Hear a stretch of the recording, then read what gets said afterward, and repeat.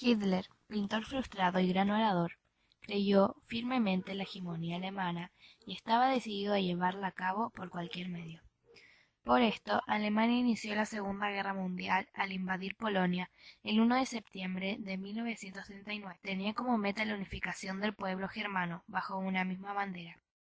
La guerra comenzó el 1 de septiembre de 1939 y finalizó el 2 de septiembre de 1945, enfrentando principalmente a las potencias del eje con países líderes, Alemania, Italia y Japón, contra los aliados Francia y Reino Unido, a los que acabarían uniéndose en 1941, Estados Unidos tras el ataque de Pearl Harbor y la Unión Soviética después del intento de Alemania por conquistar Stalingrado. En este punto, el avance de la contienda se dividió en tres grandes frentes de batalla, los cuales todos acabaron con victorias aliadas. Esta guerra se puede discernir en tres grandes fases. La Guerra Europea fue la primera fase, que comenzó de 1939 a 1941.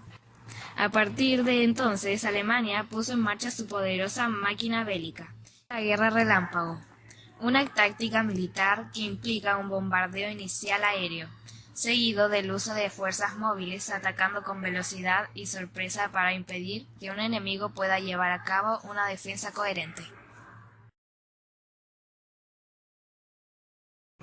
La Guerra Mundial comenzó desde 1942 a 1943. La guerra adquirió una dimensión mundial en diciembre de 1941, puesto que ella entraron la URSS, Japón y los Estados Unidos.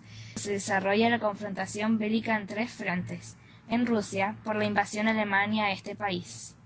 En el Océano Pacífico, donde se enfrentan Japón y los Estados Unidos. En el norte de África, Italia, Francia y Bélgica, con el enfrentamiento entre italianos y alemanes contra británicos y norteamericanos. Entre junio de 1942 y febrero de 1943, en el frente ruso tuvo lugar la batalla de Stalingrado. Para mí y muchos historiadores fue la batalla más importante de la Segunda Guerra Mundial y donde se empezó a fraguar la derrota de Hitler. Se le considera una de las batallas más crueles de la historia, donde llegaron a morir 2 millones de personas por parte de los dos bandos.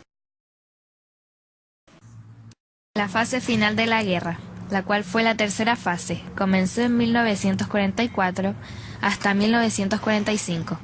La participación de los Estados Unidos cambió el rumbo de la Segunda Guerra Mundial, junto con los británicos y especialmente con los comunistas. Dejar a un lado sus diferencias para formar una gran alianza militar y lograr la rendición de Alemania, Italia y Japón. La unión de las fuerzas aliadas consiguió recuperar el dominio europeo y conquistar Berlín, capital de Alemania, entre otras ofensivas con el famoso desembarco de Normandía. Eiji Toho fue un destacado militar japonés que llegó a ser primer ministro de Japón durante la Segunda Guerra Mundial. Tras el fin de la guerra, a pesar de un intento fallido para suicidarse, fue arrestado por las nuevas autoridades estadounidenses. Benito Mussolini fue quien dirigió a Italia durante la Segunda Guerra Mundial. Poco antes de terminar la guerra, decidió escapar a Suecia ante la inminente invasión aliada de la República Social Italiana. Sin embargo, fue atrapado y ejecutado en 1945. Winston Churchill tuvo una postura firme y clara, en la cual jamás se rendiría y lucharía hasta el fin por la derrota de su enemigo. De hecho, fue el único país que luchó en toda la guerra desde el 1 de septiembre de 1939 hasta el 2 de septiembre de 1945. Charles de Gaulle fue un general y estadista francés que dirigió la resistencia francesa en la Segunda Guerra Mundial, luego de la invasión alemana en mayo de 1940. Al término del conflicto permaneció el gobierno de la República Francesa de 1944 a 1946.